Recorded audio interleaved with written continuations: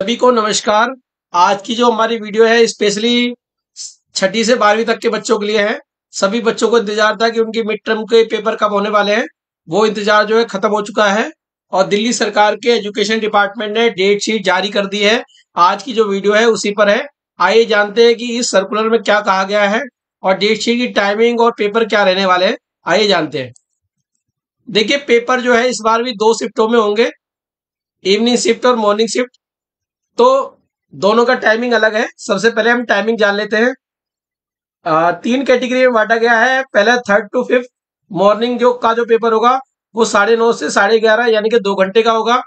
वहीं इवनिंग में वो 2 से 4 यानी कि 2 घंटे का ये एग्जाम आपका होने वाला है। वहीं दूसरी कैटेगरी है छठी से 8वीं वाली। इसका जो एग्जाम होगा वो 9:30 से 12 बजे होगा और इवनिंग शिफ्ट में जो है 2 से 4:30 का होगा, यानी कि जो आपका एग्जाम है ये आपका 2.5 घंटे का होगा। वहीं 9 से 12 तक के बच्चों का एग्जाम जो है सुबह 9:30 से 12:30 होगा और इवनिंग शिफ्ट में जो है 2 से 5 यानी कि 3 घंटे का एग्जाम होगा। यानी कि बच्चों 5वीं तक एग्जाम जो है 2 घंटे का होगा, छठी से 8 तक 2.5 घंटे का होगा और 9 से 12 तक का 3 घंटे का होगा। आइए उसके बाद जानते हैं कि हमारी डेट शीट क्या रहने वाली है, क्योंकि डेट शीट का जानना बहुत जरूरी है। उसी से आपको क्लैरिटी होगी कि कौन सा पेपर है।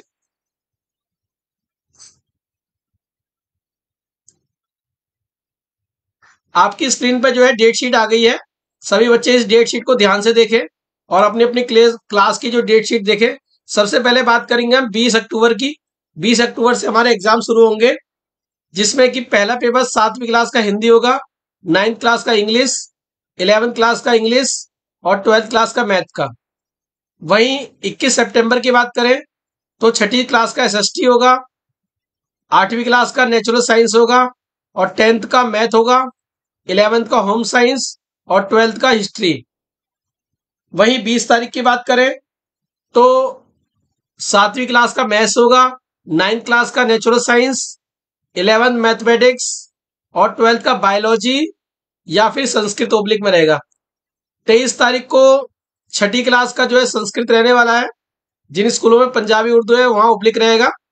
8वीं का मैथ रहने वाला है और 10th क्लास का इंग्लिश और 11th क्लास का संस्कृत या बायोलॉजी रहेगा और 12th का इकोनॉमिक्स रहेगा। इसी तरह से आप डेट शीट देख सकते हैं कि अलग अलग क्लासों के अलग अलग एग्जाम होंगे। आपको क्या काम करना है, अपनी क्लास के सामने जाके डेट के अनुसार जो है सब्जेक्ट को नोट करना है और इसे कॉपी में भी लिख के रख ले, ताकि आपको बाद में दिक्कत ना हो कि कौन सा एग्जाम कब हो। क्योंकि बच्चे कभी कभी गलती ये कर देते हैं कि पेपर देने गलत दिन चले जाते हैं, या तो वो एक दिन पहले चले जाते हैं, कभी कभी बाद में जाते हैं और फिर उनको पेपर का नुकसान होता है। तो सभी बच्चे इस डेट शीट को नोट कर लें और देख लें कि उनका एग्जाम कब कब है। यहाँ पे तो सिंपल है, हम 11th 12th में सीधे बात कर लेते हैं, क्योंकि वहां पे ऑप्शनल में दिया गया है। 11th का फिजिक्स और पॉलिटिकल साइंस एक दिन होगा, कंप्यूटर साइंस इन प्रैक्टिस एक दिन होगा। 26 तारीख को अकाउंटेंसी या केमिस्ट्री होगा, सोशोलॉजी या इंजीनियरिंग ग्राफिक होगा। उसी तरह से 29 तारीख को कंप्यूटर साइंस या इंफॉर्मेशन प्रैक्टिस होगा, फिजिक्स पॉलिटिकल साइंस में से एक होगा इनमें से। 30 तारीख को बीएसटी और 12th वालों का जो है हिंदी रहने वाला है, 11th वालों को ज्योग्राफी है, 12th वालों का अकाउंटेंसी केमिस्ट्री है। 4 अक्टूबर को इकोनॉमिक्स रहेगा, 12th वालों का फिजिकल एजुकेशन रहेगा। 5 अक्टूबर को 11th का फिजिकल एजुकेशन और 12th का बीएसटी रहने वाला है। 6 अक्टूबर को हिस्ट्री होम साइंस और 7 अक्टूबर को हिंदी और इंग्लिश। कहने का मतलब क्या है कि सभी बच्चे इस डेट शीट को अच्छी तरह से नोट कर ले। छठी से 12वीं वाले बच्चे सबका अपना अपनी डेट के हिसाब से एग्जाम है। आइए मेन बातें आपको क्या ध्यान रखनी है, जो इंपॉर्टेंट नोट है।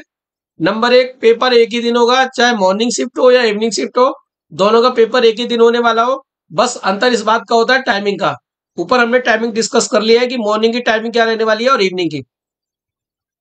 जो एग्जाम इस डेट शीट में नहीं दिए गए हैं, जो पेपर इस डेट शीट में नहीं दिए गए हैं, उनका जो पेपर है वो स्कूल लेवल पे बनेगा। जैसे एग्जाम्पल के तौर पे ड्राइंग, और कुछ भी होगा तो स्कूल वाले आपको बता देंगे। पेपर आपको 15 मिनट पहले मिलेगा, यानी कि अगर आपका 2 बजे से एग्जाम है तो आपको जो है 1:45 पे क्वेश्चन पेपर मिल जाएगा पढ़ने के लिए। वहीं अगर आपका 9:30 से एग्जाम है तो आपको 9:15 पे आपको पेपर दे दिया जाएगा 15 मिनट पहले। और लिखने का टाइमिंग आपको पता ही है, 15 मिनट बाद, यानी कि 9:30 से मॉर्निंग में, और इवनिंग में 2 बजे से शुरू होगा। और ड्यूरेशन आपको बताई दी गई है, छठी से 8वीं तक की जो है 2.5 घंटे की रहने वाली है, और 9 से 12 तक की 3 घंटे की रहने वाली है। अच्छा, बच्चे क्या काम करते हैं, जल्दी एग्जाम देके भागने की कोशिश कर भी करते हैं कभी कभी, तो उसके लिए साफ साफ निर्देश दिए गए हैं। सबसे छोटी क्लास के बच्चे 11:30 से पहले 5वीं तक के नहीं जाएंगे, छठी से 8वीं वाले 12 बजे से पहले नहीं जाएंगे, और 9 से 12 वाले जो है 12:30 से पहले नहीं जाएंगे। कहने का तात्पर्य यह है कि आपको पूरे एग्जाम के टाइम पे बैठना है। उसी तरह से इवनिंग में 4 बजे, 4:30 बजे, 5 बजे, यानी कि आपको 2, ढाई, 3 घंटे जितना एग्जाम का टाइमिंग दिया गया है, आपको बैठना है, पेपर अच्छे से करना है। जितना ज्यादा समय लोगे, जितना पूरा समय लोगे, आपको उतने ही नंबर ज्यादा आएंगे। ये डिपार्टमेंट की तरफ से निर्देश है, आपको पहले जाने की इजाजत नहीं है। आशा करता हूं इस वीडियो के माध्यम से आपको अपनी डेट शीट पता चल गई होगी। सभी बच्चे अपनी तैयारी को तेज कर दें। 9th, 11th और छठी से 8वीं वालों के नंबर जुड़ते हैं। 10th और 12th के लिए जो मार्क्स है वो इंटरनल के लिए बहुत महत्वपूर्ण हो जाते हैं, जो प्रैक्टिकल के रूप में टीचर देते हैं या प्रोजेक्ट के रूप में, और खासकर उनकी बोर्ड की प्रैक्टिस होती है। तो सभी क्लास के बच्चे इन पेपर को सीरियस दें।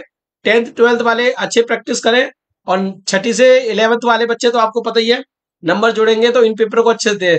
अगली वीडियो में किसी नए टॉपिक के साथ मिलेंगे, तब तक के लिए टाटा बाय, धन्यवाद।